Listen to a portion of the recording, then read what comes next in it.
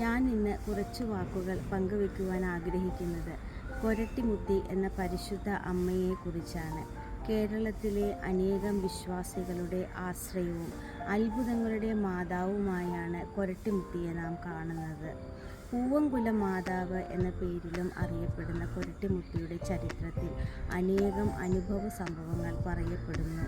ഒരിക്കൽ മാതാവിന് കാഴ്ചയായി സമർപ്പിച്ച പൂവമ്പഴം അനുമതിയില്ലാതെ കഴിച്ച ഒരു വ്യക്തിക്ക് കഠിനമായ വയറുവേദനയുണ്ടായി.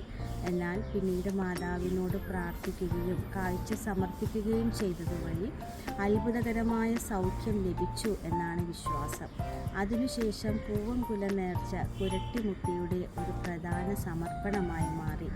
ജീവിതത്തിൽ പ്രതീക്ഷ നഷ്ടപ്പെട്ടവർക്കും രോഗബാധിതർക്കും കുടുംബ പ്രശ്നങ്ങളിൽ കഴിയുന്നവർക്കും മാതാവിൻ്റെ മാധ്യസ്ഥം വഴി അനേകം അനുഗ്രഹങ്ങൾ ലഭിച്ചതായി വിശ്വാസികൾ സാക്ഷ്യപ്പെടുത്തുന്നു.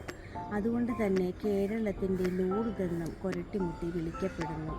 മറിയം നമുക്ക് കാണിച്ചു തരുന്നത് ദൈവവിശ്വാസത്തിൻ്റെയും വിനയത്തിൻ്റെയും മാതൃകയാണ്. അമ്മയുടെ ജീവിതം പോലെ നമ്മൾ പ്രാർത്ഥനയിലും സ്നേഹത്തിലും ഉറച്ചു നിൽക്കണം. ജീവിതത്തിൽ എന്ത് പ്രതിസന്ധി ഘട്ടങ്ങളിലും വിശ്വാസത്തോടെ മാതാവിൻ്റെ സന്നിധിയിൽ എത്തുമ്പോൾ അവിടുന്ന് കൃപ നമുക്ക് ചൊരിഞ്ഞു തരുന്നു.